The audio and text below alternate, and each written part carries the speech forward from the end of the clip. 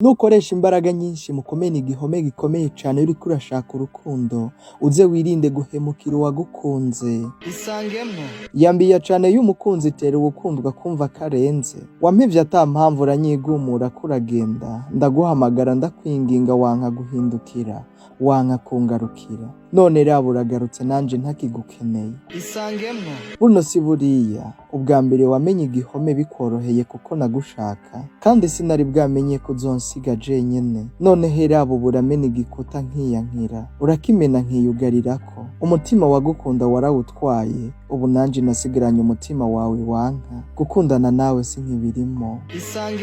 Isangemwo nawe rero, ntuzutume biba ngo ukore ikosa ryo gufatirana intege nke z'umukunzi wawe, maze ngo bigutere kumurutisha abandi nkaho bitamubabaza. Ushobora kubikora ukagenda ukagaruka usanga uwagukunda atakigukeneye, ukamurondera ukamubura, ukamuronderera mu kubomora ibikuta bikomeye bikakunanira, kuko nawe aba yamaze gukomeza umutima wiwe kandi aba yamaze kwiyakira. Ibaze ko twe tudasubira ku vyo twataye, ni nka kurya imbwa idasubira ku vyo yadashwe. Isangemwo nawe. Komeza gukoresha code promo ya Isangemwo nawe mu kugurura konti yawe ya 1xbet. Wandika Isangemwo nawe kunyera uriko urabibona kuri screen yawe. Code promo ya Isangemwo nawe, amahirwe yawe muri beti. Erega amahirwe yawe nuko ekipe yawe yatsinze, watigiye neza, wariye. Code promo ya Isangemwo nawe, amahirwe yawe muri beti.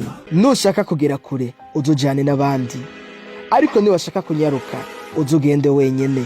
Dufatanye urugendo tugere kure hashoboka, twoye kwijana, kuko inzira y'umwe ntishika.